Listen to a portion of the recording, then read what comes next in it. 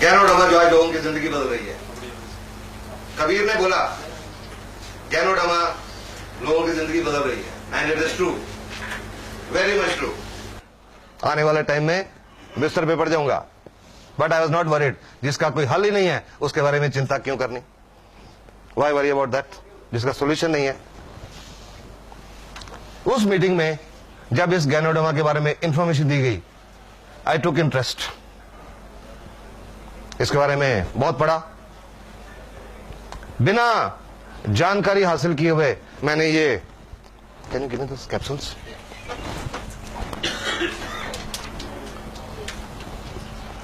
जब उस मीटिंग में बताया गया कि एक औरत को 5 साल से गठिया था, उन्होंने ये RGGL के कैप्सूल खाए और कुछ महीनों में चलने लगी, बहुत हैरान हुआ। ये सुन के बहुत हैरान हुआ। But I think I did a wise thing that day, कि इस बात को रिजेक्ट नहीं किया। नॉर्मली क्या देखते हैं एलोपैथिक लोग, कुछ आज इतना एक्सपीरियंस हो गया उसके बावजूद एलोपैथिक डॉक्टर्स हर्बल में विश्वास नहीं करते। बट मैंने शायद यही एक वाइज डिसीजन लिया कि मैंने उस इंफॉर्मेशन को रिजेक्ट नहीं किया। ये नहीं कि ब्लाइंडली एक्सेप्ट कर लिया। वो स्पीकर जो उस मीटिंग में बोल रहे थे, उनको मैंने यही कहा कि मेरे को कुछ पढ़ने के लिए दीजिए, लिटरेचर दीजिए, गिव मी इंफॉर्मेशन। उन्होंने बहुत इंफॉर्मेशन दी, कुछ दिन पढ़ता रहा, वेबसाइट, बुक्स, लिटरेचर्स, और 6-7 दिन 8 दिन सब स्टडी करने के बाद मेरे को यह नहीं समझ आई कि इससे गठिया कैसे ठीक होगा। यह नहीं समझ आया। लेकिन एक बात समझ आ गई, पूरी तसल्ली कर ली एक बात पे, कि अगर मैं ये RGGL के कैप्सूल खाना शुरू करूं, ये मेरे को कोई नुकसान नहीं करेंगे। बस सिर्फ ये चीज समझ आई कि इसका कोई साइड इफेक्ट नहीं होगा। Will talk the question later on. सिर्फ ये बात पे तसल्ली की कि इससे कोई साइड इफेक्ट नहीं होगा, कोई नुकसान नहीं होगा। ये सोच के 14 जनवरी 2002 जो DXN का सिस्टम है, कंपनी के साथ रजिस्ट्रेशन होती है, फॉर्म भरना पड़ता है, मैंने भी अपना फॉर्म भरा और ये कैप्सूल RGGL खाने शुरू किए। भगवान का नाम लिया सबसे पहले और इस पे विश्वास किया। फेथ कहते हैं, विश्वास बहुत जरूरी होता है। बहुत लोग कहते हैं फलां डॉक्टर, उस डॉक्टर पे हमको इतना विश्वास है वो मिट्टी की पुड़ी भी देगा तो ठीक हो जाएंगे। विश्वास, इस पे विश्वास किया। और तीसरा, I gave a message to my mind कि मुझे अपाहिज नहीं होना, मुझे ठीक होना है। क्योंकि ये भी मैंने कहीं से सुना था, सीखा था कि अगर इंसान का जिंदगी के प्रति पॉजिटिव एटीट्यूड हो तो 30% प्रॉब्लम उसी से ठीक हो जाती है। और ये एक साइंटिफिक फैक्ट है। जब पॉजिटिव एटीट्यूड होता है, पॉजिटिव थॉट्स होती हैं, हमारे दिमाग में कुछ केमिकल्स रिलीज होते हैं, वो हमारे इम्यून सिस्टम को स्टिमुलेट करते हैं। तो ये 3 काम करके एक कैप्सूल खाने शुरू किए।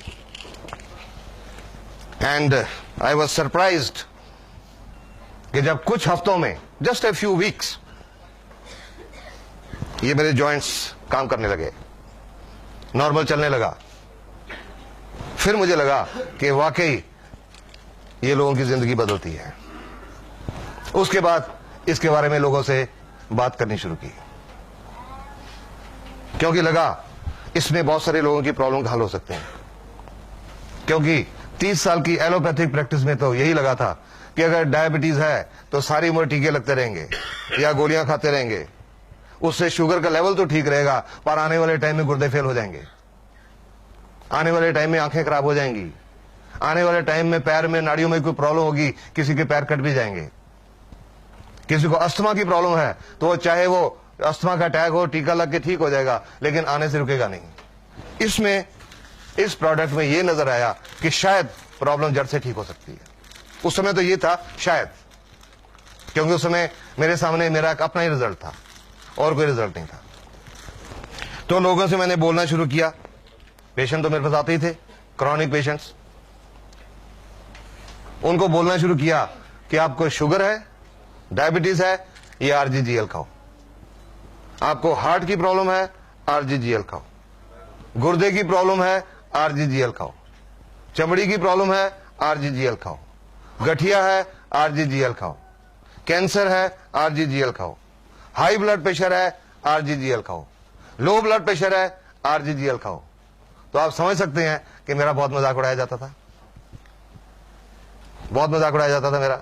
बहुत लोग ताने देते थे मेरे को, और कई तो मेरे दोस्त डॉक्टर्स, उन्होंने तो मेरे को यह भी कह दिया कि यार पुराना हम सुनते हैं आदमी सठिया जाता है, पर अभी तो तुम्हारी वो उम्र हुई नहीं, ये कैसी बहकी बहकी बातें करने लग गए कि एक ही प्रोडक्ट सब कुछ ठीक कर सकती है, एक ही दवाई सब कुछ ठीक कर सकती है। तो मैं उनको यही बात बोलता था कि आपके समझने में यही कमी है कि ये दवाई है, ये दवाई नहीं है। सिर्फ ये समझने की जरूरत है कि ये दवाई नहीं है। धीरे धीरे लोगों ने विश्वास करना शुरू किया, क्योंकि कॉन्फिडेंस था, कॉन्फिडेंस से बोलता था, because I had understood this product. विश्वास के साथ बोलता था, कॉन्फिडेंस के साथ बोलता था। धीरे धीरे लोगों ने विश्वास करना शुरू किया, इस्तेमाल करना शुरू किया, लोगों की प्रॉब्लम ठीक होने लगी। उन्होंने और आगे लोगों को बोलना शुरू किया, वो ठीक होते गए, और इस तरह करते करते ये लगभग 3.25 का सफल गुजर गया।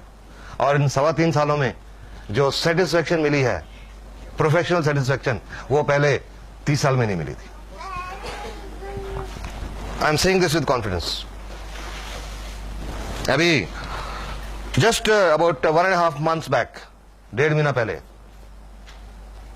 हरियाणा में एक जगह है असंध, वहां से एक पेशेंट आया मेरे पास, लगभग 41-42 साल का आदमी। उनको क्या प्रॉब्लम थी? पिछले लगभग 12-13 साल से बाईं टांग में खून की नाड़ी ब्लॉक थी। इसको मेडिकल भाषा में बोलते हैं, if any doctors are here, deep venous thrombosis, DVT, लगभग 11-12 साल से। और उसकी वजह से अल्सर्स हो जाते हैं, वीनस अल्सर्स। उस आदमी को पैर में, टांग में जख्म हो गए 1996 में, 1996।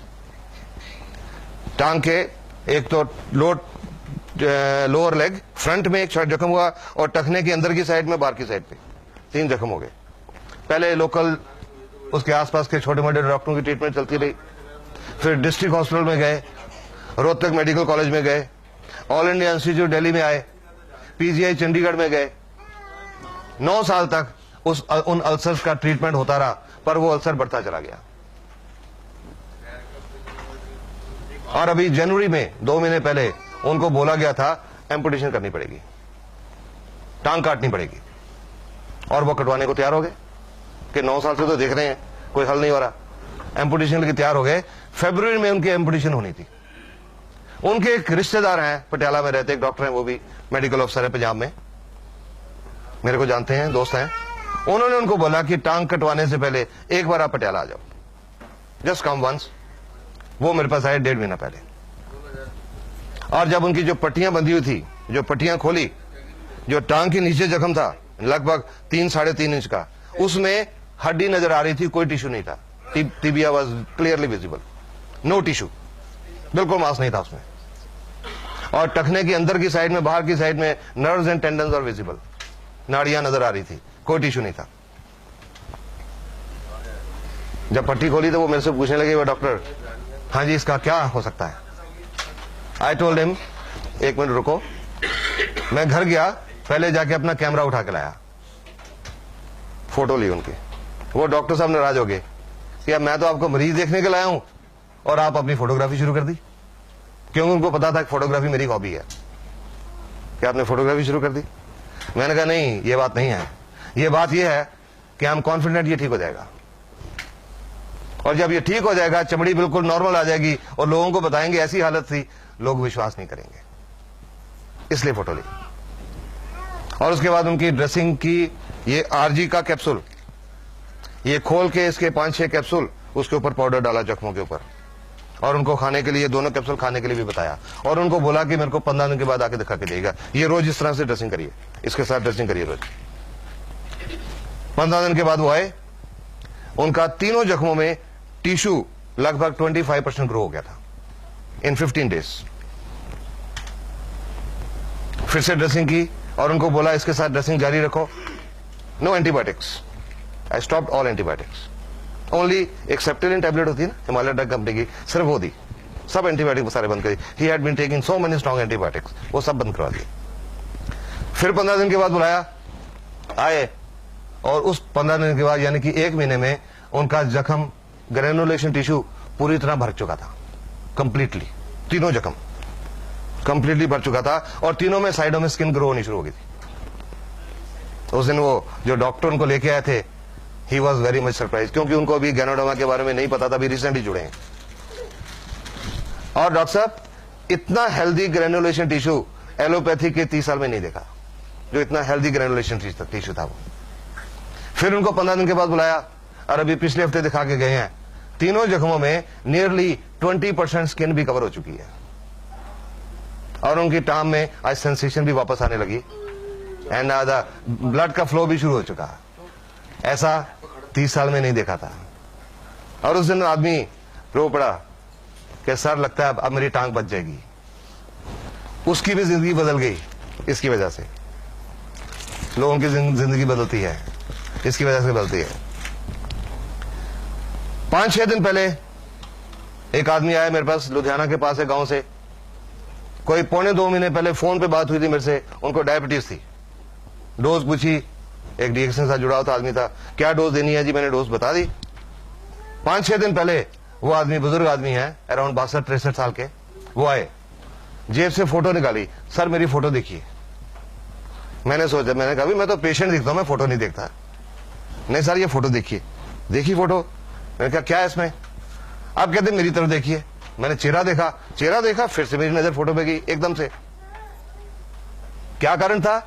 उस फोटो में, वो 3 महीने पुरानी फोटो थी, उस फोटो में उनकी एक बाईं आंख बंद थी और अब वो बाईं आंख खुली हुई थी।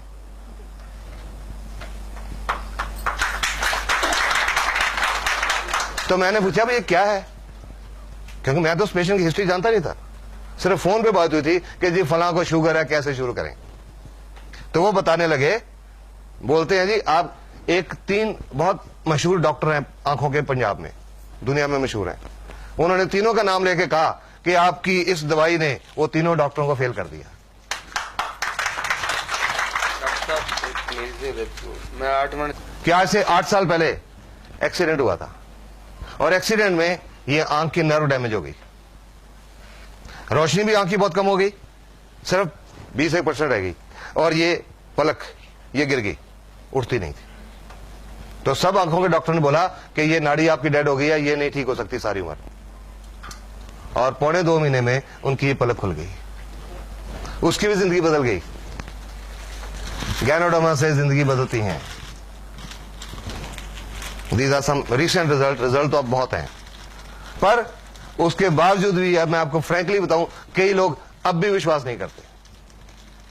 बट हम लोग जो डीएक्स से जुड़े हैं, हमको पता इसमें कितनी ताकत है। सो हम लोगों के साथ इंफॉर्मेशन शेयर करते जाते हैं। किसी को अच्छा लगे ठीक, ना अच्छा लगे ठीक। अब ये नमस्कार क्या चीज है, ये सब कुछ कैसे होता है, लेट्स डिस्कस दैट। नहीं है जो कह सके कि मैं 100% स्वस्थ हूं, हर एक को कुछ ना कुछ प्रॉब्लम है, तो इसलिए इसकी हर एक को जरूरत है। आज हर एक स्वस्थ क्यों नहीं है? ये जो खाने पीने में जो प्रॉब्लम्स हैं, नेचर ने, प्रकृति ने ये जो ह्यूमन बॉडी बनाई है, इंसान का शरीर, ये दुनिया का सबसे बढ़िया डॉक्टर है। Human body is the best doctor in the world. दुनिया का सबसे बढ़िया डॉक्टर है ये इंसान का शरीर, क्योंकि नेचर ने इस शरीर के अंदर एक बहुत अद्भुत ताकत रखी हुई है। Natural defence system, immune system, बीमारियों से लड़ने की अंदर की ताकत, रोग प्रतिरोधक शक्ति। अगर इंसान का इम्यून सिस्टम बिल्कुल ठीक है, पूरी तरह फंक्शनल है, तो और किसी डॉक्टर की जरूरत नहीं पड़ती, कोई बीमारी नहीं आती अंदर। इतनी ताकत प्रकृति ने दी हुई है, इंसान का शरीर, इम्यून सिस्टम सब बीमारियों से निपट सकता है। पर आज इम्यून सिस्टम बिगड़ गया, बहुत बिगड़ गया। क्यों बिगड़ गया? खाने पीने की क्वालिटी बदल गई। Toxins, we are eating toxins, विषैले पदार्थ, खेतों में फर्टिलाइजर, पेस्टिसाइड्स, इंसेक्टिसाइड्स, यूरिया से बना हुआ दूध, दूध के लिए जानवरों को टीके, और ये जो सब केमिकल्स हैं ये उस खुराक के रास्ते, उस दूध के रास्ते हमारे अंदर जा रहे हैं। ठीक बात है ना, ये हमारे अंदर जा रहे हैं।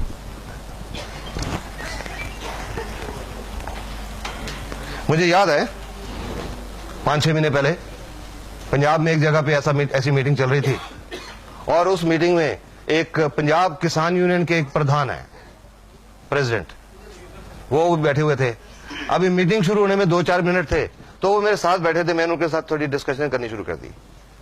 मैंने कहा जी आप बुजुर्ग हैं, आप सियासत में भी हैं, पॉलिटिक्स में भी हैं, बहुत आपकी जानकारी बहुत होगी, आप क्या मेरे को बता सकते हैं कि आज बहुत बीमारियां बहुत बढ़ रही हैं, वो क्यों बढ़ रही हैं? और वो पंजाब किसान यूनियन के प्रेसिडेंट वो बोलते हैं जी ये जो खेतों में हम जहर डाल रहे हैं, फर्टिलाइजर्स, खादें। तो मैंने कहा आपको इस बात का पता है? कहते हैं हाँ जी पता है। तो मैंने कहा आप तो प्रेसिडेंट हो पंजाब किसान यूनियन के, तो इसके बारे में आप कुछ स्टेप्स क्यों नहीं लेते? और जी मैंने बात की थी, मैंने फलान चीफ मिनिस्टर से बात की थी, फलान चीफ मिनिस्टर से बात की थी, वो सुनते ही नहीं। ये फर्टिलाइजर बनाने की नई नई फैक्ट्रियां लगाते जाते हैं। तो मैंने उनको बोला कि वो फैक्ट्रियां इसलिए लगाते हैं क्योंकि किसान उनको मांग रहा है। जब किसान कहेगा हमने खेतों में ये जहर यूज नहीं करना तो वो फैक्ट्रियां कहां से लगेंगी? अपने आप बंद हो जाएंगी, बिकॉज डिमांड आ रही है, उससे पैदावार ज्यादा होती है, पैसा ज्यादा आता है, पर अल्टीमेटली वो जो जमीन है उसकी उपजाऊ शक्ति भी खत्म हो जाती है और सेहत तो खराब होती है, उसके बावजूद यूज हो रहे हैं। सॉफ्ट ड्रिंक्स के बारे में आप सब लोगों ने सुना होगा, 1-1.5 साल पहले बहुत रिपोर्ट्स आई थी सॉफ्ट ड्रिंक्स में कितने इंसेक्टिसाइड और कितने पेस्टिसाइड पाए गए। मेरे पास एक रिपोर्ट है, pesticides in soft drinks, hard facts. ये एक मेडिकल जर्नल की रिपोर्ट है, मेडिकल जर्नल, पंजाब का एक मेडिकल जर्नल है, current medical journal, north zone, August 2003। ये डॉक्टर्स की एक रिसर्च रिपोर्ट है। सॉफ्ट ड्रिंक से देखा गया है कि सॉफ्ट ड्रिंक्स इंसान के शरीर को एक तरीके से नहीं कई तरीकों से हानि पहुंचाते हैं। हमारे शरीर में एक लेवल होता है पीएच लेवल, नॉर्मल होता है 7 पीएच पे हमारा बॉडी ठीक से काम करता है। जब 7 से कम होता है तो एसिडिक होता है, तेजाबी बन जाता है, और 7 से ज्यादा होता है तो अल्कलाइन हो जाता है, क्षारीय है। एवरेज पीएच जो सॉफ्ट ड्रिंक्स की है वो 3.4 है, 3.4। ये इतनी स्ट्रॉन्ग एसिडिटी है कि इससे हड्डियां और दांत इसमें घुल जाते हैं, वो स्ट्रॉन्ग एसिडिटी इतनी स्ट्रॉन्ग है। सॉफ्ट ड्रिंक्स में कोई न्यूट्रिशनल वैल्यू नहीं होती, कोई विटामिन नहीं होते, कोई मिनरल्स नहीं होते, और फिर उसमें जो हम लोग पीते हैं सॉफ्ट ड्रिंक्स को, शेल्फ से उठा के तो पीते नहीं, सबसे ठंडा। जब बाजार से खरीदने भी जाते हैं कि वो जो फ्रीजर में सबसे ठंडा पड़ा हुआ वो देना। ठंडा मतलब कोका कोला वो देना। और इतने कम तापमान पे, some temperature something like 0 degree Celsius के करीब जब हम सॉफ्ट ड्रिंक्स पीते हैं तो उससे हमारे पेट के अंदर जो एंजाइम है वो काम करना छोड़ जाते हैं, डाइजेस्टिव एंजाइम्स काम करना छोड़ जाते हैं, खाना हजम नहीं होता, खाना सड़ने लगता है, फर्मेंटेशन होने लगती है। जब फर्मेंटेशन होने लगती है तो उससे कई बदबूदार गैसेस बनती हैं और कई तरह के टॉक्सिन बनते हैं, विषैले पदार्थ, और वो टॉक्सिन हमारे अंतड़ियों में एब्जॉर्ब हो जाते हैं, पूरे खून के रास्ते पूरे शरीर में दौरा करते हैं और अलग अलग अंगों में जाके डिपॉजिट हो जाते हैं, और उससे अलग अलग अंगों की बीमारियां होती हैं।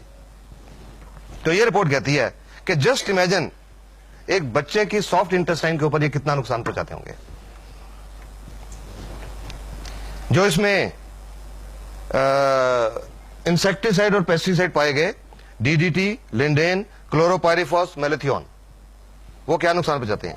DDT and it's metabolites nervous system को खराब करता है, नाड़ियों को खराब करता है, और प्रोबेबली शायद कैंसर पैदा करता है, प्रोबेबली कार्सिनोजन। लिंडेन ये एक नाड़ियों को पॉइजन है, लिंडेन, और बच्चे पैदा करने की ताकत को खराब करता है। और ये आज कुछ वर्ल्ड की रिपोर्ट्स हैं कि आज दुनिया भर में इनफर्टिलिटी बढ़ रही है, शायद ये भी कारण है इसका। Soft drinks. और लिंडेन से कैंसर होता है, it is a non carcinogen, ये कैंसर पैदा करता है। Chlorpyrifos, it causes pneumonia. और मसल पैरालिसिस, मांसपेशियों का लकवा, और अगर सांस की मांसपेशियों का लकवा हो जाए तो डेथ भी हो सकती है, रेस्पिरेटरी फेलियर। मेलाथियोन, ये नर्वस सिस्टम को खराब करता है और इसकी हाई एक्सपोजर से रेस्पिरेटरी पैरालिसिस और डेथ हो सकती है। ऑस्ट्रेलिया के डॉक्टर हैं डॉक्टर रॉस वॉकर, एक कार्डियोलॉजिस्ट हैं, हार्ट स्पेशलिस्ट हैं। उन्होंने लगभग 12 साल सॉफ्ट ड्रिंक्स के ऊपर रिसर्च की कि उसका हमारे शरीर की सेल्स के ऊपर क्या असर हो रहा है। और उनकी 12 साल की रिसर्च की रिपोर्ट थी कि एक प्रॉब्लम होती है, बीमारी होती है जिसको बोलते हैं ऑस्टियोपोरोसिस। हड्डियां खोखली हो जाती हैं, हड्डियों में से कैल्शियम निकल जाता है, हड्डियां खोखली हो जाती हैं। तो उनकी रिपोर्ट के मुताबिक ये जो ऑस्टियोपोरोसिस है नॉर्मली ये औरतों में होती है 50-55 साल की उम्र के बाद, जब उनमें हार्मोनल चेंजेस आते हैं। पर डॉक्टर रॉस वॉकर की रिपोर्ट के मुताबिक आज ये ऑस्टियोपोरोसिस 20, 25, 30 साल की औरतों को ही नहीं, आदमियों को भी हो रहा है। और उनकी रिपोर्ट एक और चीज कहती है कि जो बच्चे रेगुलर तौर पे सॉफ्ट ड्रिंक्स पीते हैं उनका हड्डियां टूटने का रेट 7 गुना ज्यादा बढ़ जाता है उन बच्चों से जो नहीं पीते। और लास्ट में ये डॉक्टर की रिपोर्ट क्या कहती है, उसके बावजूद आजकल सॉफ्ट ड्रिंक तो चल रहे हैं। क्यों चल रहे हैं? क्योंकि टीवी के ऊपर ये प्यास है बड़ी, ये दिल मांगे मोर। और लास्ट में ये डॉक्टर्स की रिपोर्ट कहती है you should drink colas only if your दिल मांगे मोर पेस्टिसाइड्स। ये डॉक्टर्स की रिपोर्ट है, एक मेडिकल जर्नल की report. Number 2004, soft drinks could lead to hard times. Times of India की रिपोर्ट है, पर यह रिपोर्ट टाइम्स ऑफ इंडिया की नहीं है, यह एक अमेरिका के जर्नल की रिपोर्ट है।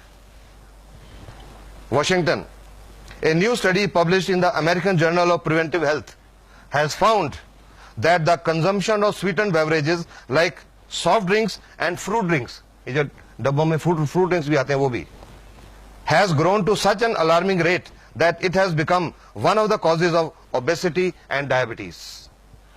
आज दुनिया की 20% पॉपुलेशन डायबिटीज की मरीज है, ये रिपोर्ट यही कह रही है।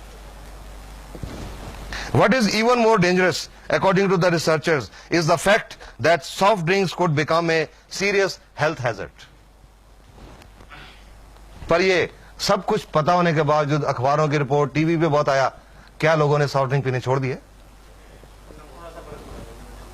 हाँ, फर्क पड़ा क्योंकि उन्होंने कीमत 10 रुपए से 6 रुपए कर दी।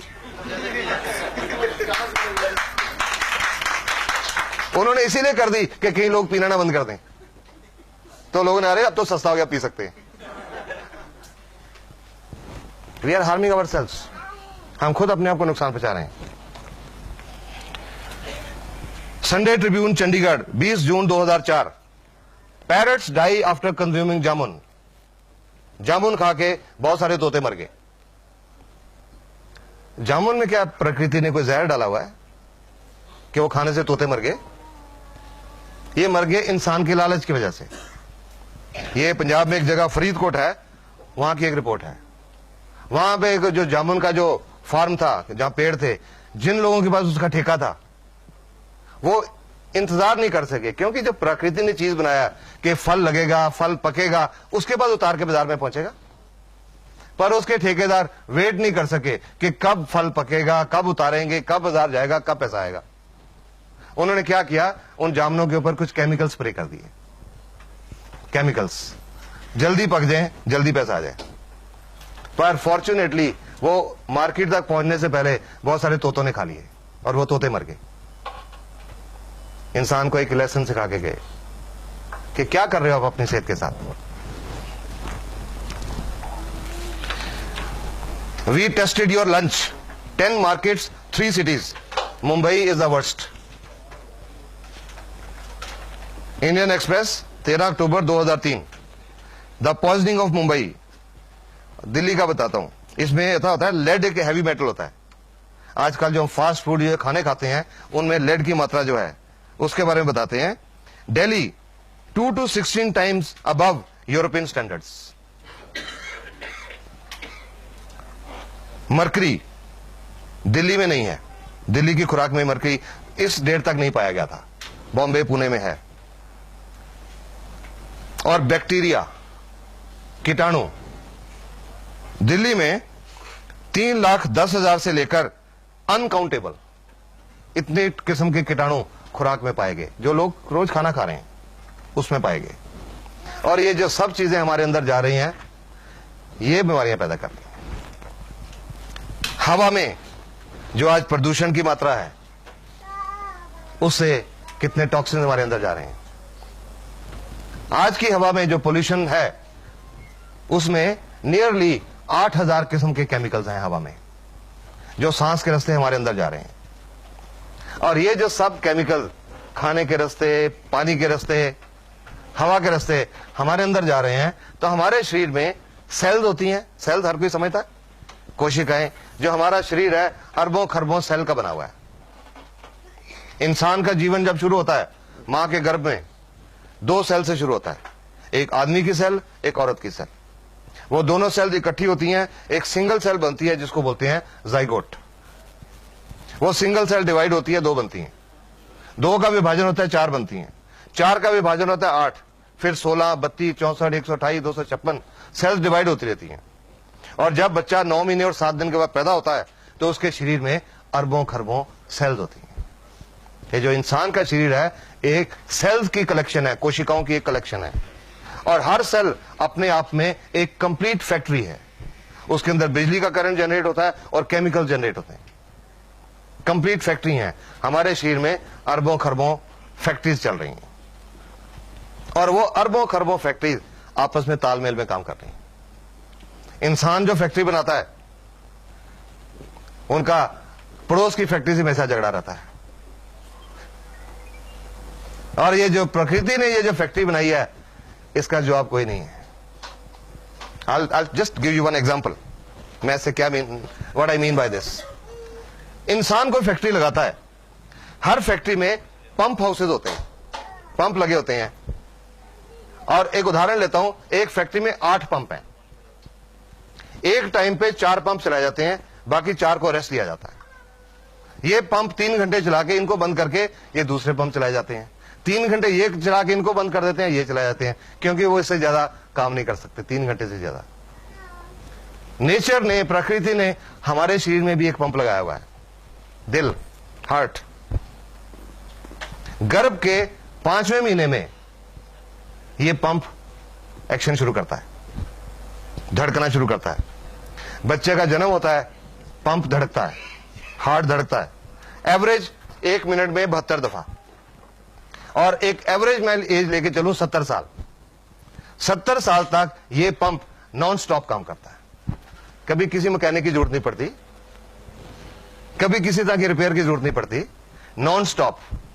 और ये 70 साल में ये पंप 1 अरब 14 करोड़ 73 लाख और लगभग 54,000 टाइम्स धड़कता है नॉन स्टॉप। ये नेचर का बेस्ट डॉक्टर है। Human body is the best doctor in the world, nature का बनाया हुआ। लेकिन हमने इस शरीर की कदर नहीं की, हमने इसको बिगाड़ लिया। ये जो टॉक्सिन हम ले रहे हैं, उन सेल्स के अंदर जाके डिपॉजिट हो जाते हैं। और जब सेल के अंदर वो टॉक्सिन जमा हो जाते हैं, वो विषैले पदार्थ जमा हो जाते हैं, तो सेल का बिजली की क्रिया और रासायनिक क्रिया डिस्टर्ब हो जाती है, इम्बैलेंस हो जाता है। और जब वो इम्बैलेंस हो जाता है, तो हमारे अंदर बीमारियां आती हैं। जिस अंग की सेल्स डैमेज होती हैं, उस अंग की बीमारियां आती हैं। ये जो गैनोडर्मा, ये किसी बीमारी पे काम नहीं करती, ये किसी बीमारी की दवाई नहीं है। अगर आपको किसी ने आज ये बताया ना कि ये बीमारी की दवाई है, गलत बताया। ये किसी बीमारी की दवाई नहीं है, ये एक नेचुरल फूड सप्लीमेंट है, एक नेचुरल मशरूम है, जो हमारे शरीर की वो जो अरबों खरबों सेल्स हैं, उनके ऊपर काम करता है। Root cause of the disease, not the disease. क्या हो गया? Anybody can tell me? आप मैडम बताएंगे? आप बताएंगे? जनरली 2-3 किस्म की, वो सफेद वाली गोल बटन मशरूम, एक वो छतरी वाली oyster mushroom.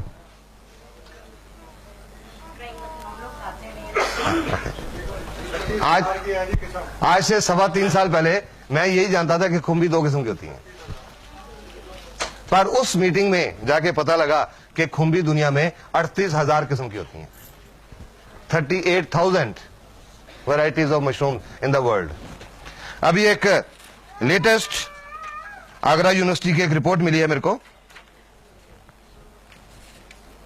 Agriculture people can tell better. Yes, वो अभी रिपोर्ट पता है। उस रिपोर्ट के मुताबिक खुम्बी दुनिया में 67,000 किस्म की होती हैं, 67,000। उन 67,000 में से या 38,000 में से ये एक किस्म की खुम्बी है, एक मशरूम है, नेचुरल मशरूम। मैंने इसका नाम 7 जनवरी 2002 को जिंदगी में पहली बार सुना था, कुछ नहीं जानता था ये क्या है। आज इसके बारे में बहुत कुछ जान गया, लेकिन इसकी हिस्ट्री नहीं चल रहा। गैनोडर्मा चीन में इस्तेमाल हो रही है। चीन के वैद्य हकीम ट्रेडिशनल चाइनीज मेडिसिन, TCM बोलते हैं इसको, ट्रेडिशनल चाइनीज मेडिसिन में इसको 5,000 साल से इस्तेमाल किया जा रहा है और लगभग हर बीमारी के उनके पास रिजल्ट है। एक आदमी हुआ चीन में जिसका नाम है शेननोंग।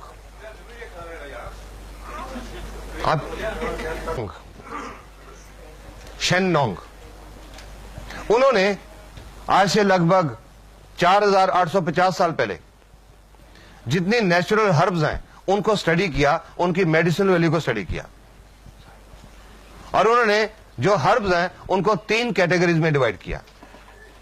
एक कैटेगरी इंफीरियर, जिसमें दवाई के गुण कम हैं, एक कैटेगरी एवरेज, जिसमें नॉर्मल दवाई के गुण हैं, और एक सुपीरियर, अव्वल दर्जे वाली। और वो सुपीरियर कैटेगरी में इस गैनोडर्मा को नंबर 1 पे रखा गया है, number 1 herb in the superior category. उन्होंने किताब लिखी थी 4,846 साल पहले, 2838 BC में, शेननोंग्स हर्बल क्लासिक। उस किताब में इस गैनोडर्मा को एक संजीवनी बूटी का दर्जा दिया गया है। ये उसमें डिस्क्रिप्शन है, a mushroom of longevity and immortality, अमरत्व की बूटी। कई बार लोगों से डिस्कशन हुई मीटिंग में, कई लोगों ने कहा कि डॉक्टर साहब ये कहीं वही तो नहीं जो हनुमान जी लेके आए थे। कई बार लोगों ने मेंशन किया, हो सकता है, पॉसिबिलिटी हो सकती है, क्योंकि जब वो हनुमान जी जहां से लाए थे हिंदू कुश पर्वत से, और हिंदू कुश पर्वत जो एरिया है, तिब्बत का एरिया, वहां ये पाई जाती है। हो सकता है यही हो, बट इसका कोई प्रूफ या रिकॉर्ड नहीं है। Could be this.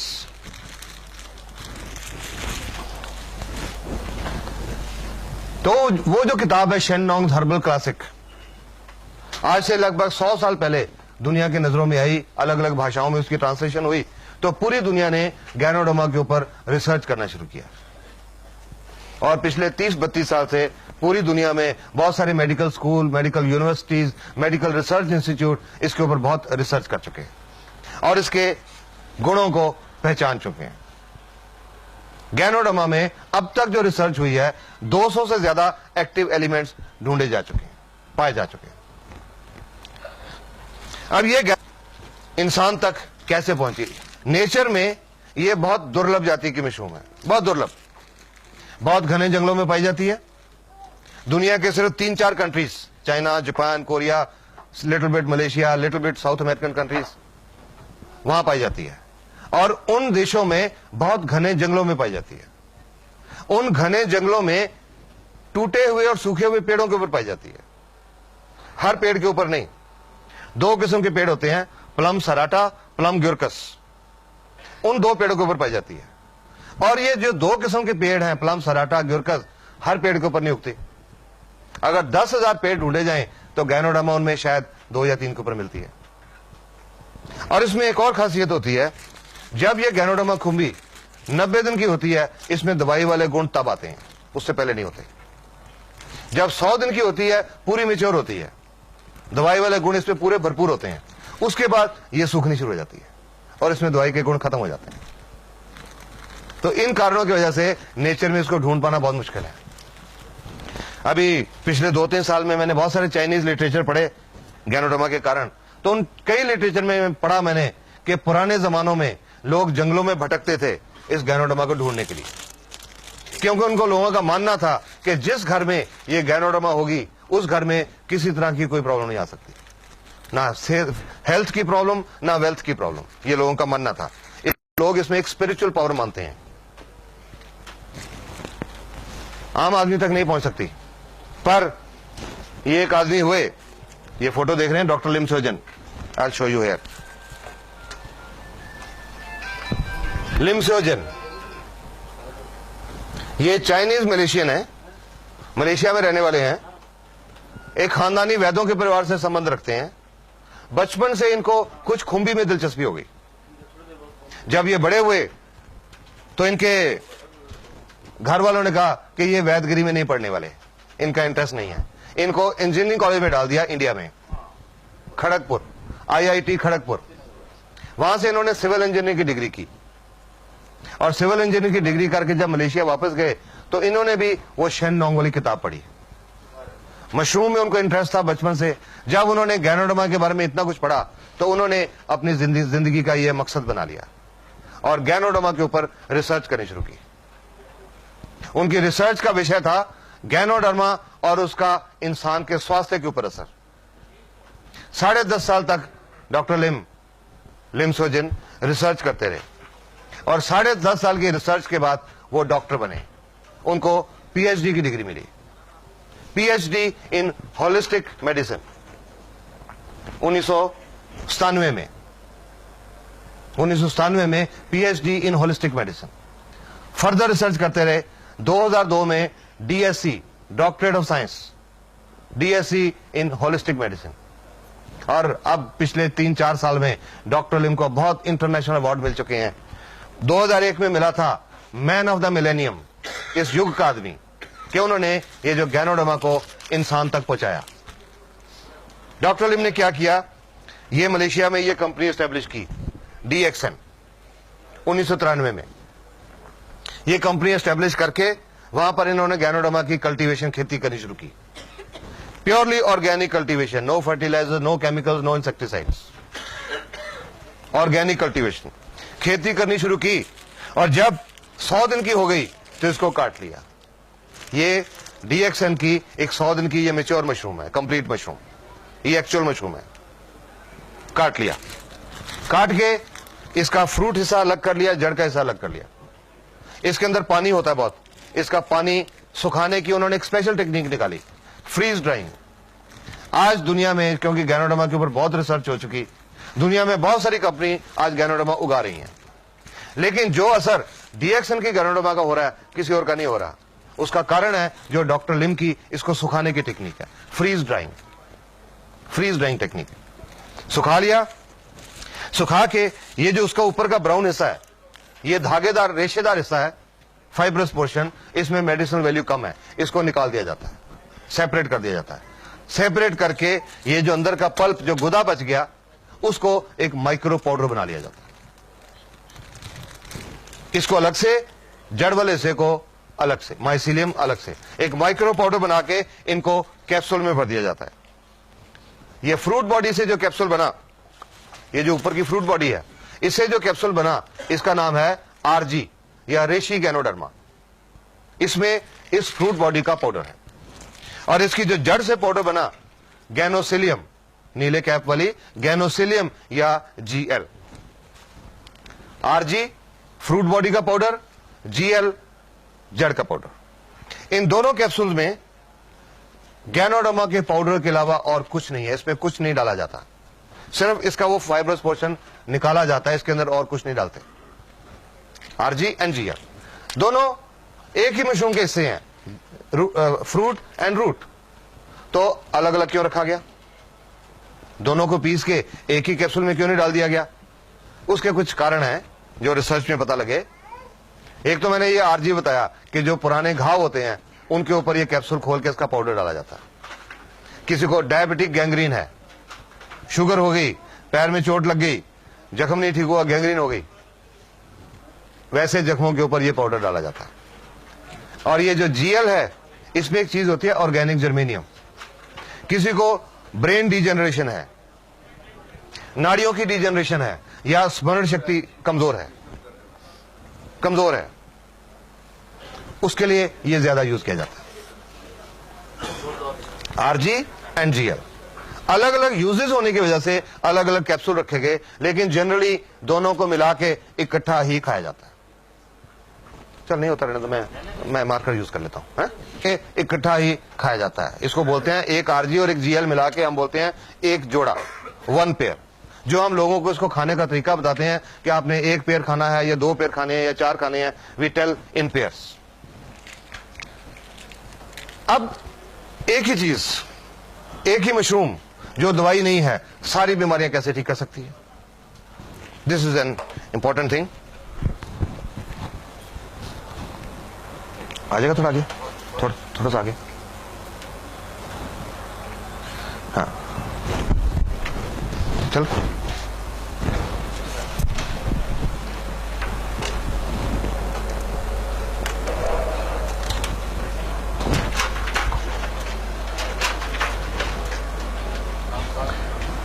It works at the cell level, जो तो मैंने आपको बताया, ganoderma works at the cell level. It is not disease और ऑर्गन स्पेसिफिक, किसी बीमारी या किसी अंग के लिए स्पेसिफिक नहीं है। हाँ थोड़ी जगह दीजिए मेरे को।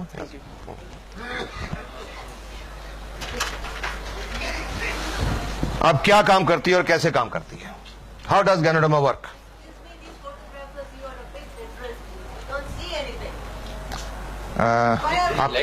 आप ऐसा करो, इसका पाउडर रिलीज होता है, वो पाउडर खून में मिक्स होता है और खून के द्वारा पूरे बॉडी में सर्कुलेट करता है, घूमता है।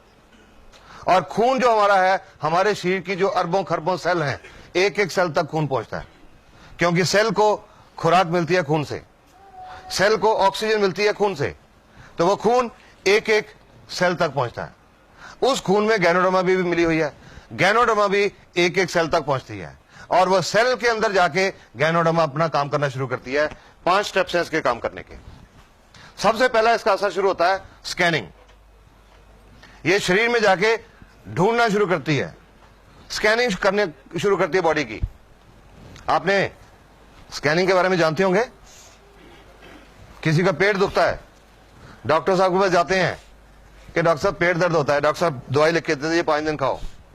मरीज ने 5 दिन दवाई खाई, वापस आ गया कि डॉक्टर साहब दर्द ठीक नहीं हुआ।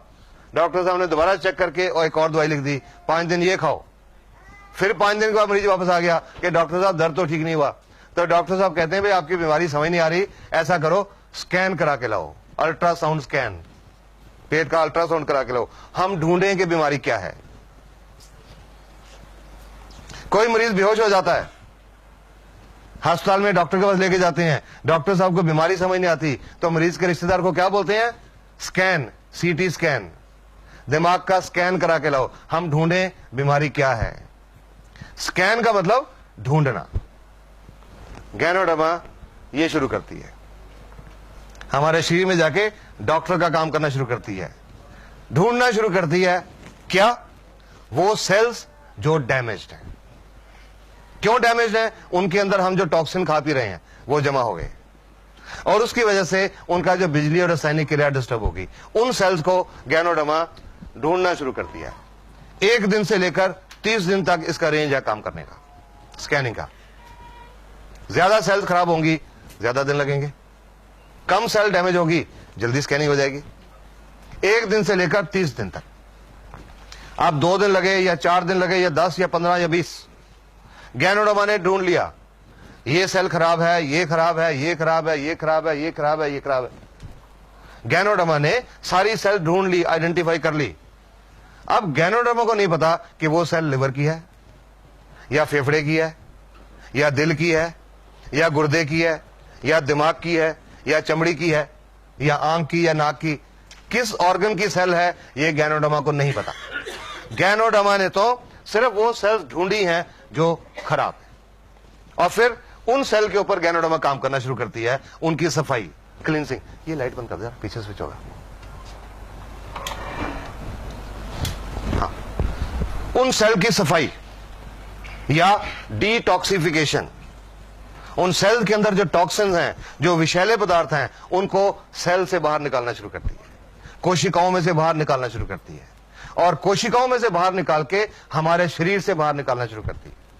शरीर से बाहर कैसे निकालती है? जो प्राकृतिक रास्ते हैं निकलने के, पेशाब के रास्ते या पसीने के रास्ते या बलगम के रास्ते या नाक के नजले के रास्ते या आंख में आंसुओं के रास्ते या उल्टी के रास्ते या दस्त के रास्ते या कोई चमड़ी पे फोड़े फुंसी होने के रास्ते, जो नेचुरल रास्ते हैं, उन रास्तों से ये टॉक्सिन शरीर से बाहर निकलना शुरू करते हैं। डिटॉक्सिफिकेशन का पीरियड है 1 सप्ताह से लेकर 30 सप्ताह तक, 1 वीक टू 30 वीक्स।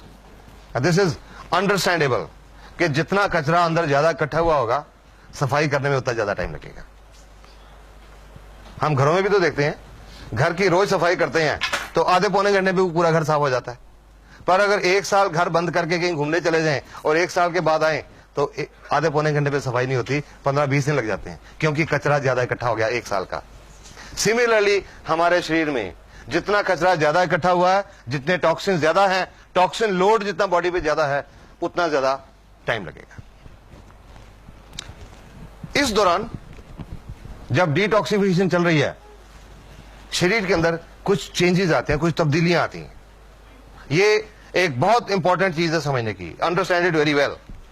नहीं तो जो लोग ये समझते नहीं, गैनोडर्मा खाना शुरू करते हैं, 15 दिन के बाद छोड़ देते हैं। अरे मेरे को तो रिएक्शन हो गया, मैंने तो छोड़ दी। हुआ था, मैंने 1 महीना खाई, मेरे को तो रिएक्शन हो गया, मैंने तो छोड़ दी। ये बहुत जरूरी बात समझने की है। गैनोडर्मा का कोई रिएक्शन नहीं होता, इसका कोई साइड इफेक्ट नहीं है, कोई नुकसानदायक इफेक्ट नहीं है, no harmful effect. I can say that with confidence today.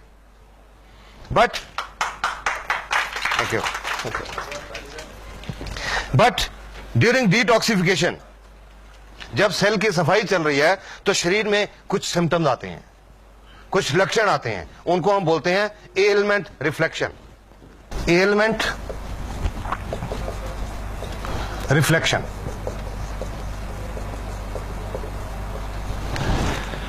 जो शरीर के अंदर बीमारी है, जो एलिमेंट है, वो किसी रूप में बाहर आती है, किसी रूप में रिफ्लेक्ट करती है। एलिमेंट रिफ्लेक्शन, कुछ उदाहरण बताता हूं आपको। किसी का लिवर खराब है, जिगर खराब है, जब गैनोडर्मा लिवर की सेल के ऊपर, जिगर की सेल के ऊपर काम करना शुरू करती है, उनकी सफाई शुरू करती है, आंखें लाल हो जाती हैं। आज कई बार देख चुका है, अजी क्या दे दिया आपने, मेरी तो देखो आंखें खराब हो गई। शुरू में मेरे माताजी ने भी मेरे को यह कहा था। जब मैं ठीक हुआ तो मैंने अपने मम्मी डैडी को, बीमारी नहीं, just as a health tonic खिलाना शुरू किया।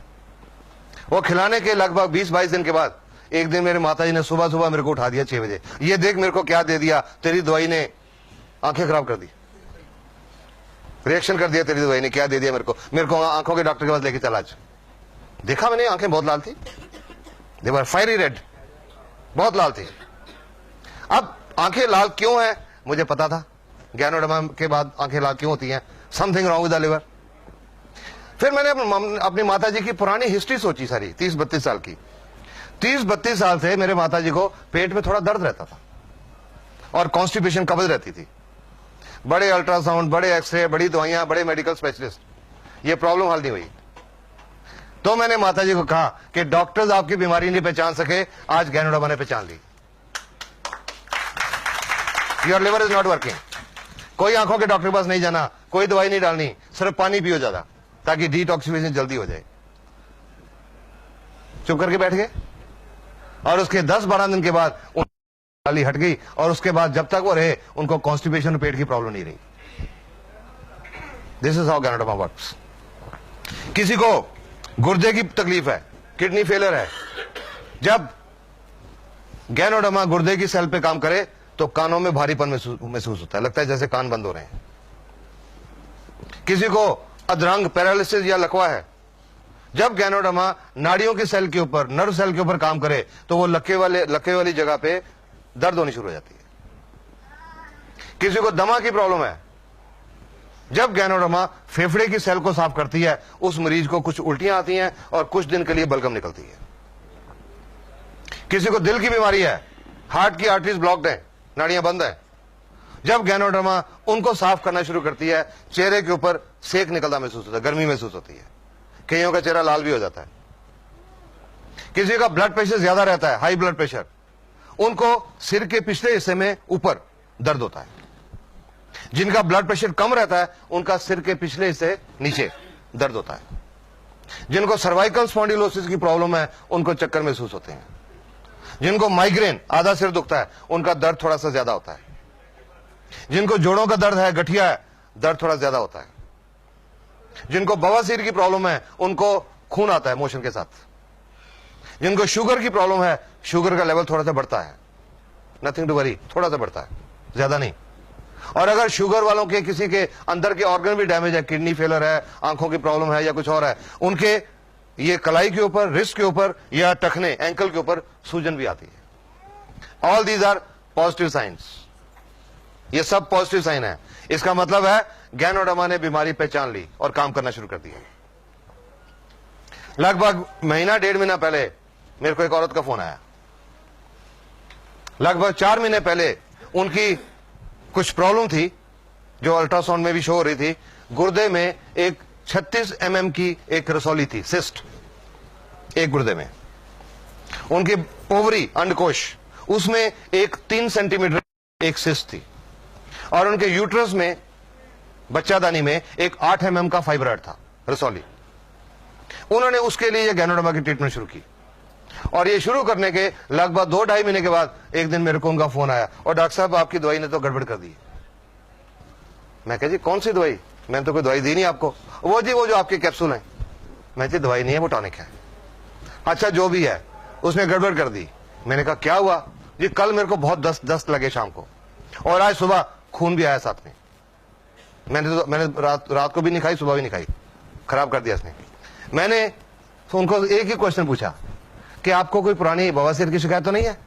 वो तो जी 10 साल से है। मैं कहा गैनोडर्मा वही दिखा रही है कि आपके अंदर वो भी है। इसके लिए कुछ नहीं करना, 1-2 दिन में ठीक हो जाएगा। उसके बाद फोन नहीं आया। उसके बाद लगभग 1 महीने के बाद वो औरत अपना फरवरी के महीने का अल्ट्रासाउंड करा के लाई। पहला सितंबर का था, फरवरी का अल्ट्रासाउंड। उस अल्ट्रासाउंड रिपोर्ट के मुताबिक जो ओवरी में सिस्ट थी वो अब नहीं थी, जो यूट्रस में फाइब्रॉइड था वो अब नहीं था, और गुर्दे में जो 36 mm की सिस्ट थी वो अब 20 mm रह गई थी। About 3.5 months। तो मैंने उनसे पूछा, यदि आपने उस दिन फोन करके मेरे को कहा था, आप घबरा गए थे, तो आपने उसके बाद मेरे को बताया नहीं। कहते जी आपने बताया था 1-2 दिन में बंद हो जाएगा, दूसरे दिन बंद हो गया, कुछ नहीं करने की जरूरत पड़ी। And now she is so happy. So ganoderma दिखाती है कुछ अंदर, आपके पूरा स्कैनिंग करके एक पहले लिस्ट बनाती है कि आपके अंदर ये है, ये है, ये है, ये है, सारी बीमारियां ढूंढ के बताती है। और वो किसी रूप में बताती है एलमेंट रिफ्लेक्शन। इसका जो एलमेंट रिफ्लेक्शन का जो पीरियड है, एवरेज पीरियड 1 सप्ताह से लेकर 3 सप्ताह तक है, 1 week to 3 weeks। ये एक एवरेज पीरियड है। किसी को कम भी होता है, किसी को ज्यादा भी होता है, पर एवरेज 1 सप्ताह से 3 सप्ताह तक। ज्यादा खास तौर पे उनको होता है जिन लोगों ने स्टीरॉयड बहुत खाए होते हैं। Steroids, Wysolone, dexamethasone, betamethasone. कोई आप लोग जानते हैं स्टीरॉयड क्या होता है?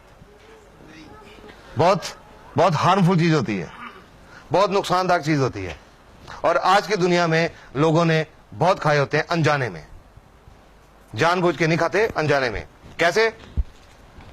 एक आदमी को जोड़ दुखते हैं 20 साल से, एक एग्जांपल ले रहा हूं, जोड़ दुखते हैं 20 साल से, हर डॉक्टर को दिखा लिया, हर अस्पताल को दिखा दिया, और उन्होंने कहा जी आपका ये गठिया है, ठीक नहीं हो सकता। बैठ के घर में एक अच्छा दोस्त उनका आया, अरे मेरे को पता लगा फलां जगह के पे एक वैद्य है, देसी पुड़ियां देता है, उससे बहुत लोग ठीक हो गए। तो आदमी जाता है उनके साथ, वो वैद्य जी देख के, ये लो जी महीने की पुड़ियां ले जाओ। वो दो दिन पुड़ियां खाते हैं, दर्द बिल्कुल ठीक हो जाता है। वैद्य जी की बल्ले बल्ले हो जाती है, ढिंडोरा पिट जा रहे, बहुत बढ़िया वैद्य है। 30 दिन वो पुड़ियां खाई, बिल्कुल ठीक रहे, कोई प्रॉब्लम नहीं। उसके बाद छोड़ दी पुड़ियां, और 72 घंटे के बाद, 3 दिन के बाद दर्द पहले से ज्यादा बढ़ गया। फिर वापस गए वैद्य जी के पास, उन्होंने फिर महीने की पुड़ियां दी, महीना ठीक रहे। जब छोड़ी 3 दिन के बाद फिर दर्द बढ़ गया, फिर पुड़ियां ली, और वो पुड़ियां फिर चलती रही। और अंत में क्या हुआ? वो बात होती है कि मैं कंबल छोड़ना चाहता हूं, कंबल मुझे नहीं छोड़ता। वो शरीर को लग जाती हैं, उनमें स्टीरॉयड्स होते हैं, शरीर को लग जाए उसके बिना फिर शरीर चलता नहीं। और ये जो स्टीरॉयड हैं ये सफेद मोतियां पैदा करते हैं, कैटरेक्ट, पेट में अल्सर पैदा करते हैं और गुर्दे फेल हो रहे हैं। जब से अब गैनोडर्मा का काम शुरू किया, मेरे पास किडनी फेलियर के बहुत पेशेंट आ रहे हैं और मैं समझता हूं, और उनकी मैं हिस्ट्री में गया तो मुझे लगा उनसे ज्यादातर लोगों ने कुछ देसी पुड़ियां खाई हुई थी, गुर्दे फेल हो जाते हैं। तो जिन्होंने ये स्टीरॉयड खाए होते हैं उनका एलमेंट रिफ्लेक्शन पीरियड थोड़ा ज्यादा हो जाता है, पर ठीक हो जाते हैं।